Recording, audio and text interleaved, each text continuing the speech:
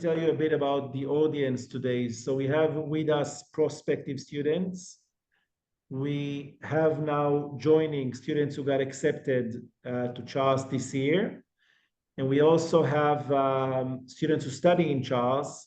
And I already know that they have many questions that they wish to refer to you. We can start with a short presentation. If you don't mind, we can start in 2-3 minutes because people are still joining. And then we will take all questions.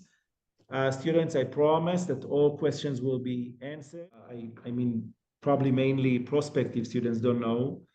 The Vice Dean of Charles University First Faculty has changed.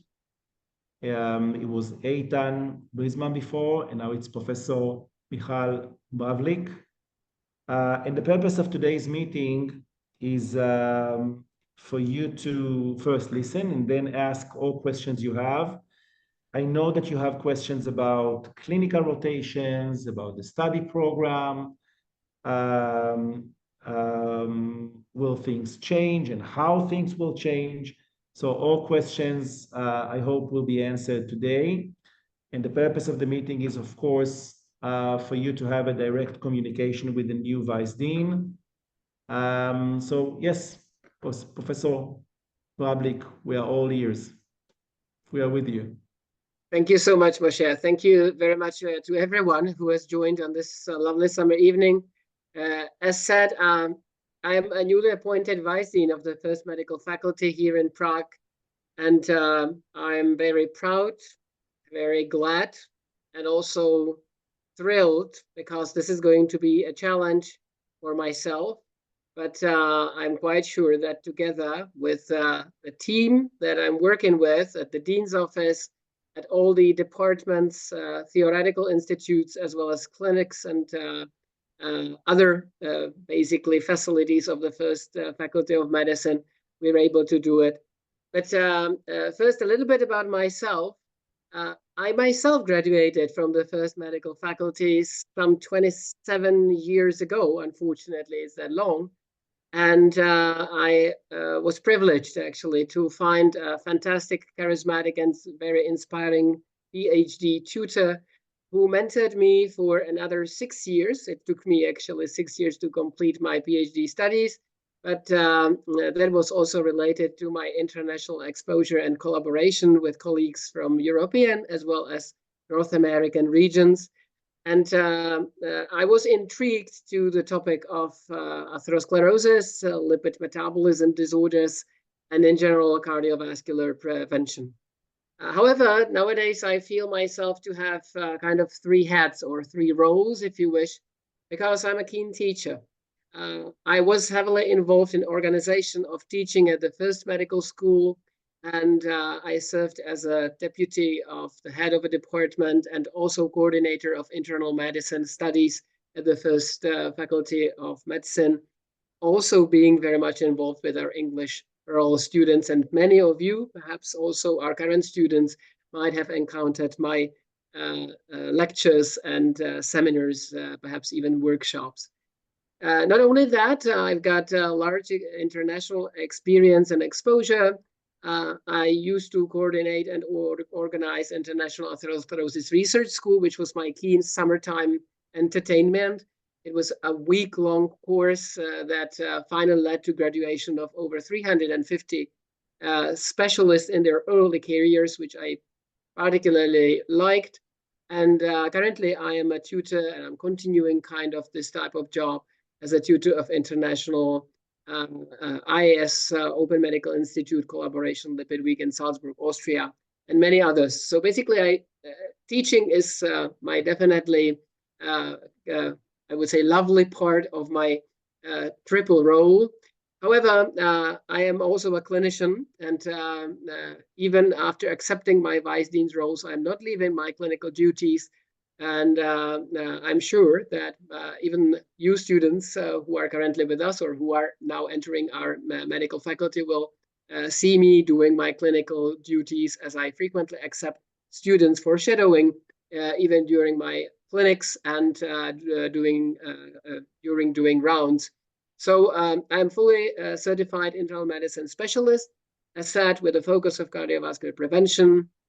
And I'm currently also a deputy head of the 3rd Department of Internal Medicine, which is Department of Endocrinology and Metabolism. Not only that, I'm also at least 1/3 of my time I like devoting to research and science, and I am very keen collaborator. I'm a team worker, and you'll see that in a while, because I definitely would like to rely on teamwork, also being in the position of vice dean. But you definitely understand research nowadays is a team work, and I'm really glad, and I can even say I've been gifted to find great collaborators globally. So it's not only the Prague facilities and Czech Republic, which is beautiful, but kind of small, for doing research on the top level.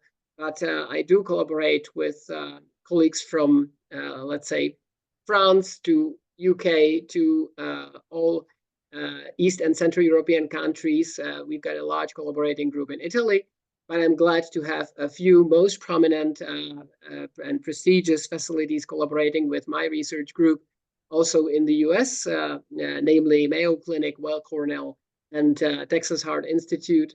And that all basically is consuming some of my time, but I believe that also this expertise is useful for a position of Vice Dean for International Studies. So that's basically a little intro about myself. And now for those who perhaps are still considering entering our university, or who are now thrilled to be accepted, just a few words about the institution itself. So First Medical Faculty is a proud part of one of the oldest universities in Europe, Charles University, that's ranked among the top 2 universities worldwide according to the standard charts. I think that the summary on the slide that you are seeing is very much true, because yes, we stick to our traditions, and you will see some traditional ceremonies which are kind of enjoyed and sometimes also accepted with some surprise when I just observe the faces during our matriculation ceremony or during our graduation ceremonies, because it is very traditional. But other than that, the faculty and also the entire university tends to accept all the modern trends and directions. So don't worry, we are not only historical, but also very, very modern facility. LF1 has currently approximately 4,500 undergraduate students, including 800 international students, which is in a very good ratio, with more than 1,000 of teaching staff. How to characterize First Faculty of Medicine? It's easy. I already talked about the tradition. I already mentioned a little bit that we are doing actually the best in terms of Czech medical faculties in terms of international ranking. And that goes in hand with recognition, because we are fully recognized within the EU, but also in the UK. And it's my pleasure to also say that we're fully accredited in 50 states of United States of America. And a university cannot exist with research, and that represents 1/4 of my slide here, and it's an important part. And I know some of you have been interested in research opportunities, so I am definitely in favor of employing as many students who are keen to join research labs as possible. So that's going to be one of the goals for the future. As for study programs, currently we're offering 3 of them. It's general medicine and dentistry. We're finished with master's degree, 6 and 5 years respectively. And then PhD programs, more than 20 programs are being offered also to English-speaking students. And the advantage is that it should last 4 years, but as even my own example illustrates, it doesn't necessarily have to be that rapid. Just a brief summary of current thinking. When you'd ask me what the international studies at the first LF mean, I would point out a few items. Definitely, this is not a complete list. So I've been appointed only recently. Actually, it's slightly more than a month. But I can say that so far we focused on stabilization of the international department. We've found a very capable head of the department that comes from the rectorate office and has got vast international experience. I'm very glad for this new guy to join the team. We've got altogether 6 administrators to facilitate the expedited, if you wish, attention to the needs of students. And we are now in the process of selecting a well-being officer that should aim particularly at enhancing students' immersion, particularly after entering the faculty, but throughout the medical studies. Also, we newly prepared induction course, a 2-week introduction course to studies at LF, but also to the life in Prague and the entire Czech Republic. That's going to be organized for the freshmen entering the faculty. And I'm really convinced this is going to be an important part of the, let's say, immersion into what the students are going to be experiencing throughout their 6- and 5-year studies. I've been already asked whether my intention is to keep the open door policy or rather be closing the door. And definitely I am a keen communicator, if you wish. And I can promise here that the entire team is going to preserve the open door policy that Dr. Aidan Brisman has started. It doesn't necessarily mean that I personally can be handling all the individual requests, but I make sure that everybody knows whom to address with each particular need, request, or demand, and that will enhance and facilitate basically handling of all these needs that all the students might have, because by basically focusing and correct direction of all these needs and requests will lead to much more timely management of all these. The information, we are now currently working on the clear information and clear instructions that are to be given to everybody so that everybody knows exactly where to turn to. And of course, I am overseeing all the processes and will gladly assist you in circumstances and situations that are difficult to handle by my team members. But I'm very much sure that this is going to be a clear continuation of the open door policy. I've already told you I'm a team worker, and there's an awful lot of work that's ahead of all of us, basically, to achieve the goal, which is improvement of the quality of studies. Basically, all the points that I've raised already shall serve this particular purpose. We'd like to improve not the quality of studies and the content itself that is very well developed, but basically to put it at a better level wherever possible to improve all the individual aspects. And I would need even your collaboration and feedback. And for that, there are students' organizations and students' groups, students' representatives, the association, MATSOC, academic senate members, but there are going to be many more. And I'm glad that we've already talked to a few representatives of you who are keen to help me to achieve these goals. And I'm quite sure that together we can definitely do it. So that's my short introduction for tonight. I'll be more than happy now to listen to your questions, opinions, ideas, and basically share everything you might find appropriate and perhaps burning for yourself. Thank you very much for the attention. Thank you very much for the introduction. I think that it's okay to stop the screen sharing so that people can see you in the screen. Okay, great. So we have 2 students asking basically the same question about the clinical rotations that they can do abroad. Perhaps we can speak about clinical rotations in Israel, but not only, also in the United States, which is also very interesting to students and elsewhere. Yeah. The situation with clinical rotations is, well, I shall start like that.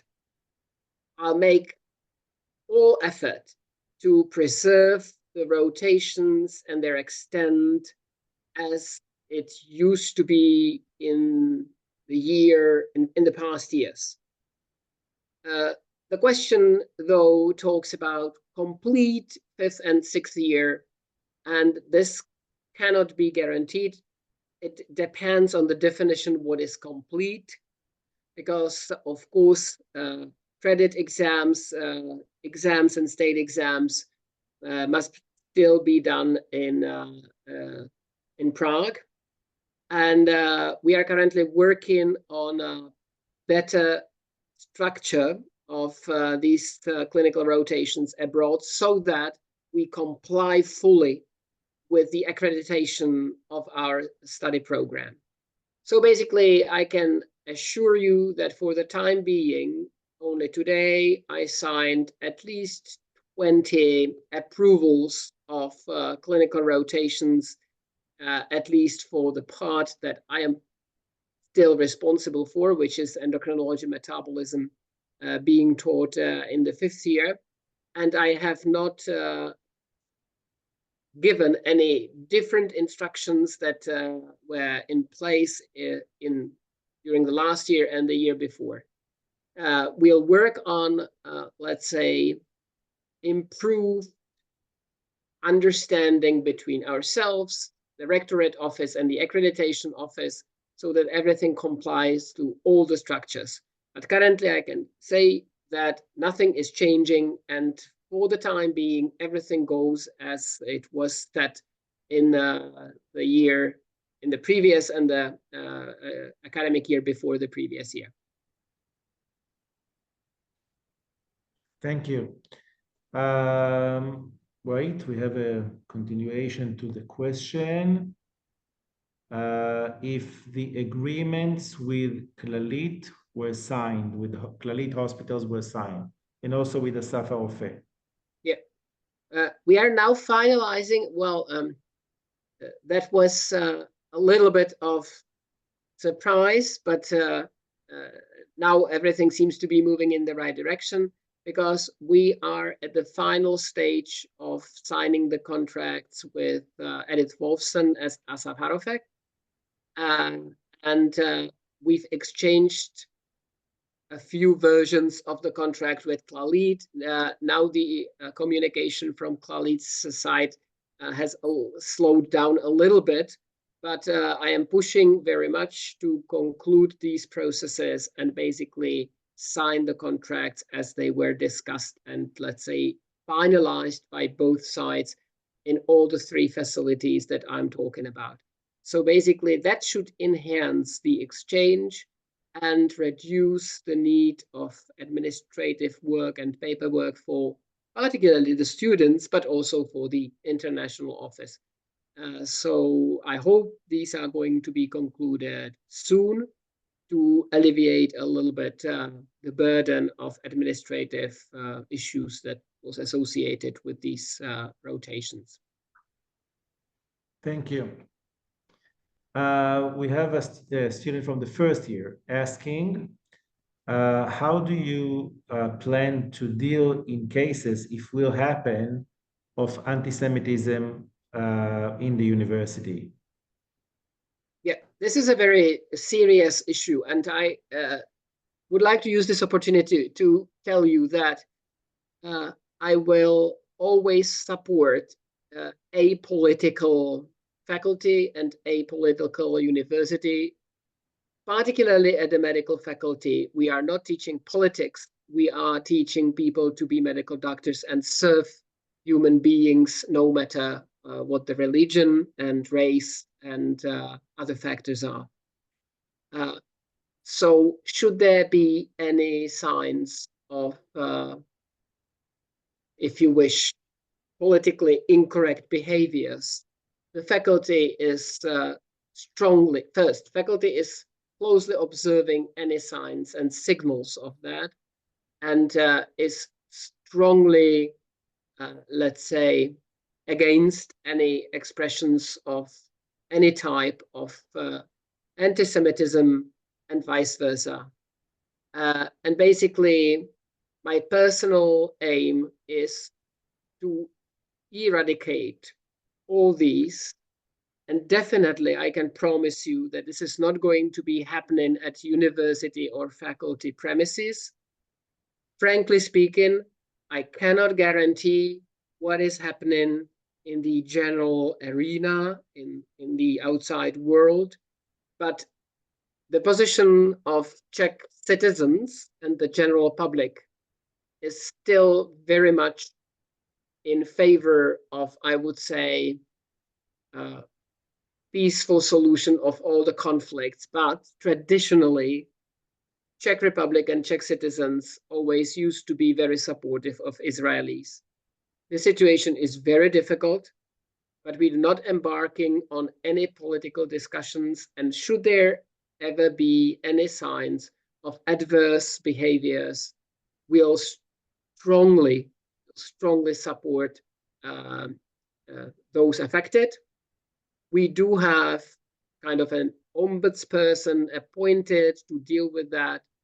And once again, all the teams of the Dean's office, including PR and marketing team, are making every effort to follow even social media for any adverse signs and signals. So basically, this is a very serious question. And I can only tell you that we'll do everything that's possible to prevent and avoid such behaviors. Thank you. Can you speak a bit about the possibility to do, a student is asking, to do clinical rotations in the United States? It is possible, and we even do have students who did their clinical rotations in the United States. It's slightly difficult, and I would say it's a process that's being done on individual basis. There's the free mover program that can enable students doing clinical rotations at a US-based facility, though the process is similar, actually, to processes in the hospitals where we perhaps have contracts and where we know exactly what to expect. We simply need to see the syllabus. We need to discuss the content, the length, and all the appropriate features, if you wish, of the clinical rotation, so that we make sure, and this is basically a protection of our students, because the students need to get what the subject or the clinical rotation content should be. So I always tell students whenever we discuss these individual requests, it's not that much about me, even though I need to bear in mind the accreditation and regulations and everything, but it's also about you, so that you don't get basically some superficial introduction to the subject while you should be immersed and while you should be properly educated. So basically, these are theoretically possible, but they are going to be done on an individual basis, because currently we are working together also with Dr. Cohen on opening doors to US markets. We are going to use our close research-based relationship with some most prominent facilities in the US. But so far, this is the very beginning of the process. So I can't share with you the similar information as with the contract-based collaboration with Israeli hospitals. But theoretically, it's possible. If students, a student from the first year is asking if students will need more flexibility in case they have to travel to Israel due to military service, or how do you plan to deal with that? Because it may happen. But once again, and that is being happening already. So basically, we've been dealing with these situations since the operations and war in Israel started, and we are very sensitive about the needs and the situation. However, no general statement or recommendation can be done towards this, because it's always individual requests. So feel free to approach the first year dedicated administrator at the international office, specify the request. Everything, almost everything's manageable, but it must be done as soon as the need arises. Sometimes we encounter a situation, student unfortunately doesn't contact us early enough, and then it's very difficult. So basically, as soon as you learn there's a need, you need to interrupt studies, you need to go to Israel because of serious reasons. And it doesn't necessarily have to be military service. It can be family issue, whatever. As soon as you learn it, contact the responsible administrator at the international office. Share, even if you don't have full details, share the plan and basically start dealing with the issue immediately. Don't postpone it because, when I receive a request, I need to interrupt my studies, and tomorrow I've got my flight ticket. It's very difficult. You don't give us any space to discuss options, etc. So basically, as soon as you learn, and it's very seldom situation that you really learn about the need to leave Prague and go to Israel the day on the night before your departure. So basically, try to communicate. We are open door policy remains. So basically, contact your administrator, who's Jana Shilhankova. She's extremely experienced, extremely helpful. So let her know, and we'll be very attentive. Thank you. Does the university encourage students to participate in research? Principally, yeah. Though, research opportunities are very broad and wide, if you wish. So it might be data capture, it might be lab work, it might be clinical research, data capture with patients, whatever. There's plethora of, it might be imaging reading, whatever. So basically, whenever we see a student being interested in joining research teams, we need to clarify what the time options, let's say the percentage of the entire time the students is able to devote to research, because basically a 1 week research experience is rather, it's not very helpful for the research team, you may understand. So basically, if you are keen on research, I'll be more than happy to collect your requests.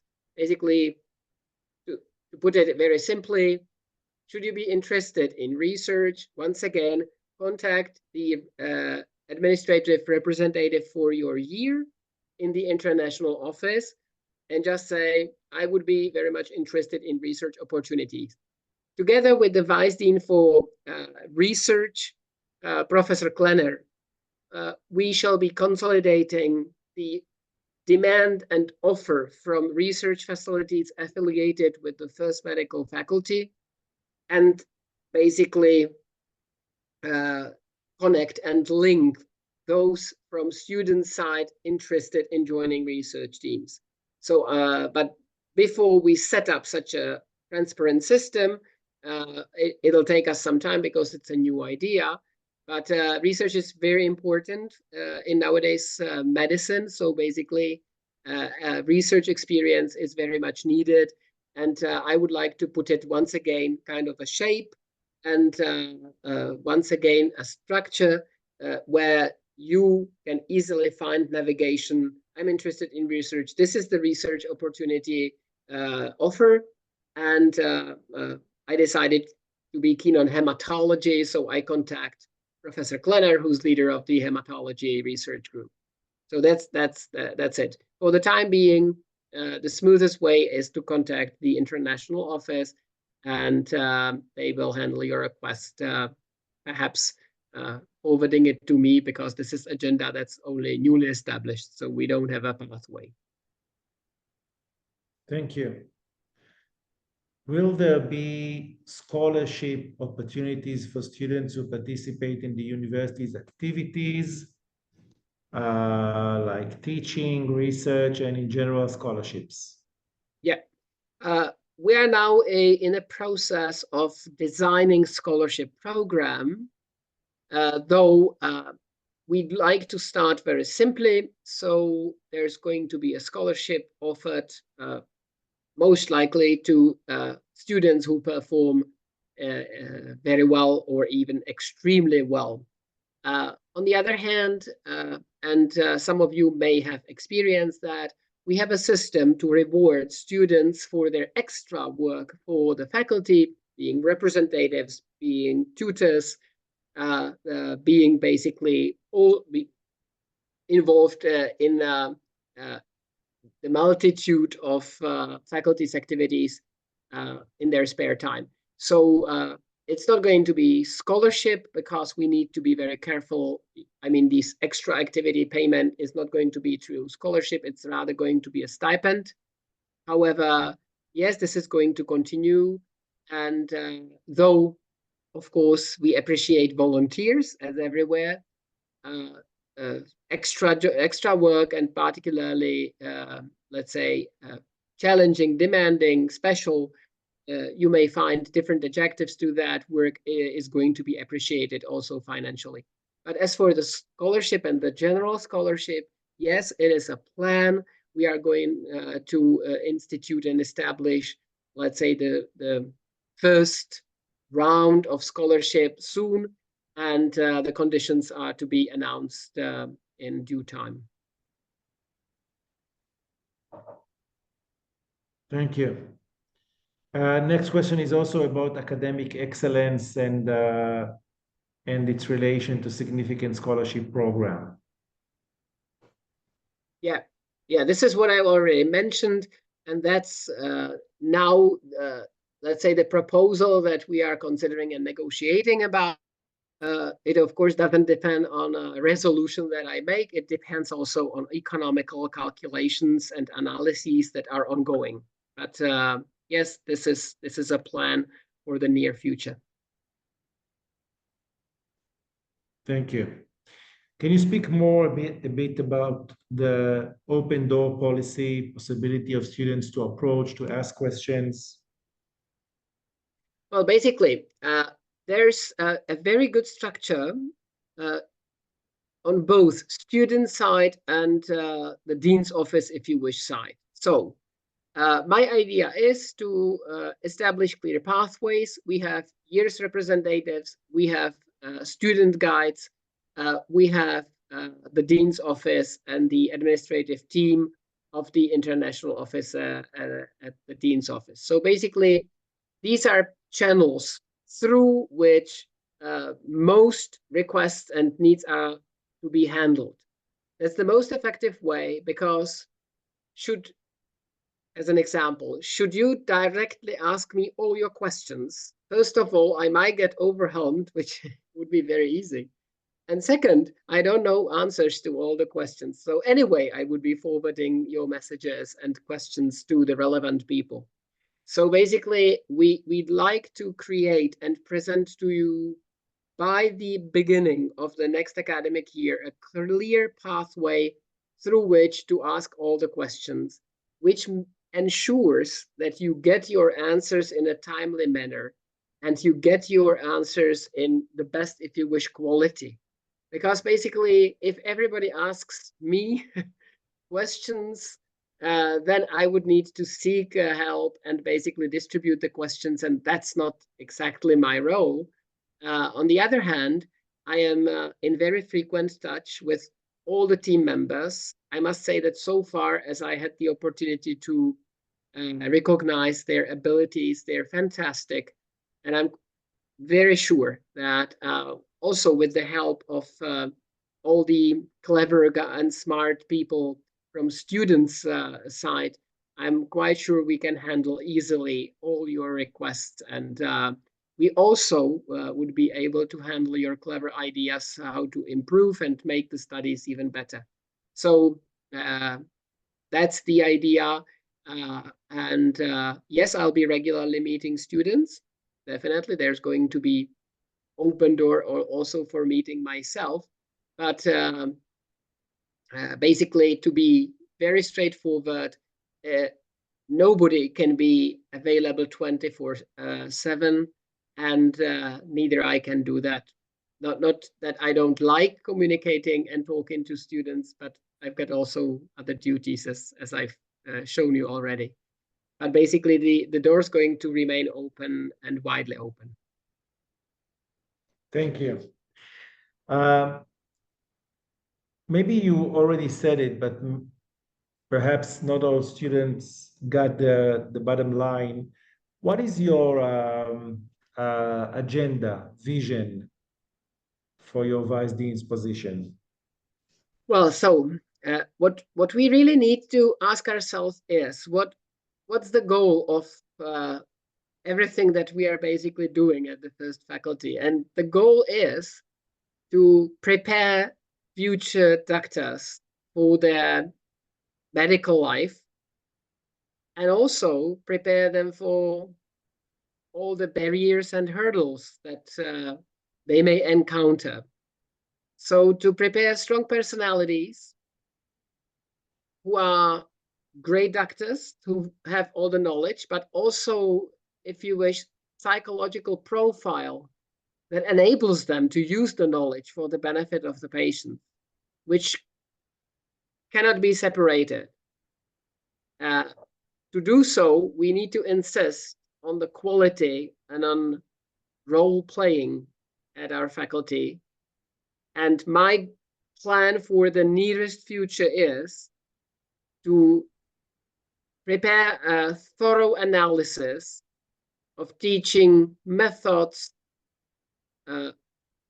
practical insight into teaching habits, if you wish, at all different institutions that are involved in the teaching, and seek niches and opportunities to improve and avoid the bad examples that, unfortunately, First Medical Faculty is a large institution, so we also unfortunately have bad examples. So to avoid and limit these bad examples to minimum. So my idea is the students not only get the knowledge through all the resources, and we plan to increase the amount of resources, also with some new online resources, but also to insist that basically role playing and the teachers, some of them are really fantastic, some of them less so, but I'd like to increase the level of quality of teaching at our faculty, so that you're leaving after 5 or 6 years with also memory of those role models who the teachers are going to be. As for practical things and practical, I would say, organization, we'd like to stabilize and make the flow of students much smoother, if you wish. So we'd like to avoid excessive increases and decreases in number of students, because we are designed for more or less 150, maybe close to 200 students, but not more, because we'd like to insist on quality, and quality can be ensured with these numbers, or with reorganization and expansion of the facilities. So basically, for the time being, the plan is to consolidate this part and work on quality of teaching, which includes all the, let's say, administrative changes that have already started, together with, I would say, very detailed work with guarantors and deputies for studies at each individual department, together with let's say, grander projects, like, for example, expansion of the SIM Center that has been already approved. Let's say we've got first approval. There need to be a few more of them, but the first round of approvals has ended successfully. So basically, my plan is to ensure that everybody receives very good quality of teaching. The quality of teaching should be equal in both Czech and international student programs, but international students need to get much more support than the Czech students because of obvious reasons. And I know very well what it is like to move to a different country and start life there.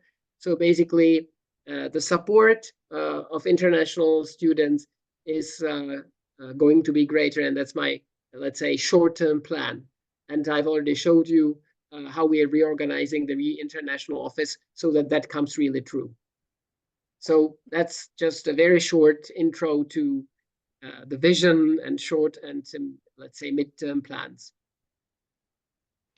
Speaking of which, one of the topics that is a concern to students, especially from the first years, is the dropout rate.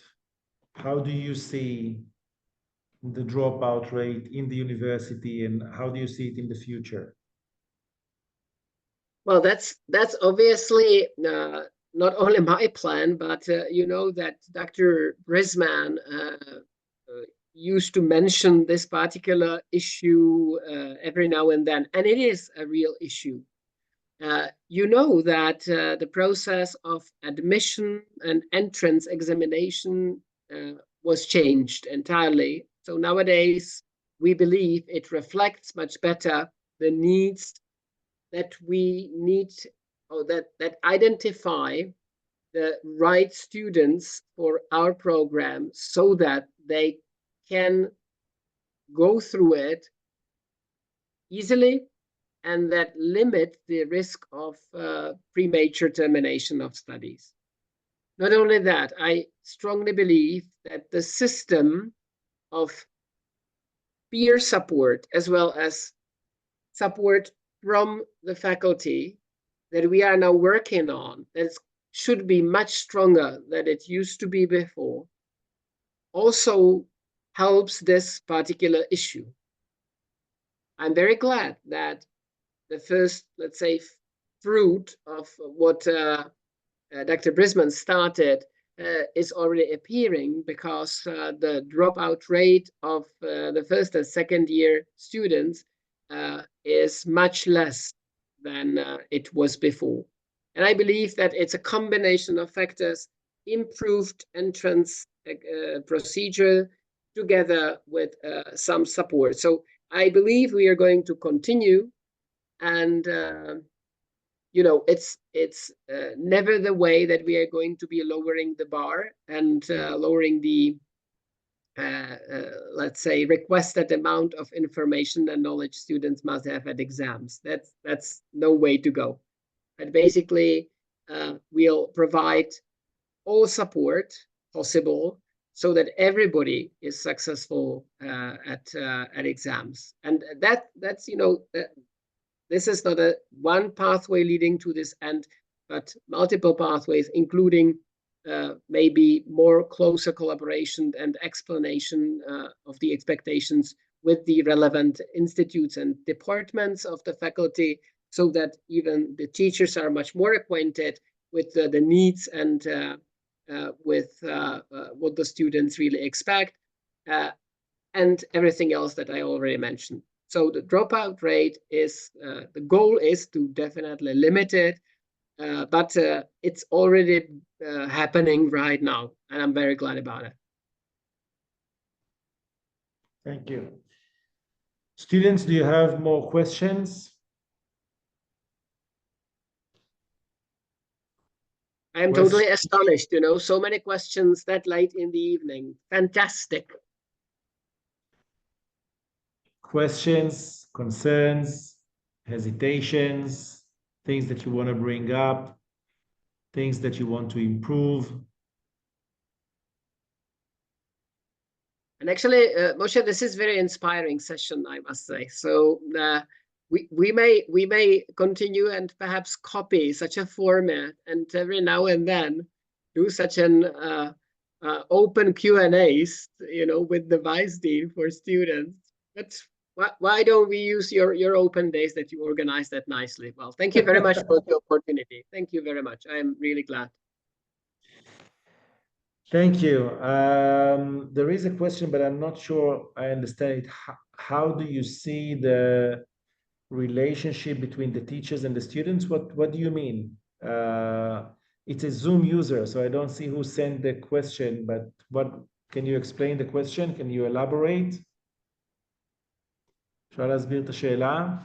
Well, maybe the question perhaps is about once again the expectations, and I'm glad to tell you that now we are systematically working on improvement of individual teacher skills through a very good program that's run by the university. I'm sure that with the extinction, if you wish, and it's perhaps not a nice word when talking about colleagues, but yes, I do remember situations and encounters with some very prominent senior colleagues, even when I was a student, that were not very pleasant. This is fortunately happening less and less, and I can see it even around myself. Let's say, most esteemed older colleagues are not involved in teaching anymore. And I'm sure that with the modern generation, if you wish, of teachers who have international exposure, who have had the opportunity to live in the open world, these situations and unwanted behaviors are going to be rarer and rarer. You cannot prevent individual failures, but once again, I have already dealt with a few, fortunately only a few, requests to mediate dialogue between teachers and students. I think that we successfully managed and reached understanding of both sides. So hopefully this mediation work is not going to be needed on routine basis, but once again, whenever it comes to a situation that the need is there, I and my team will definitely look into it and pay appropriate attention to it. Thank you. Thank you very much for your time and patience towards the questions.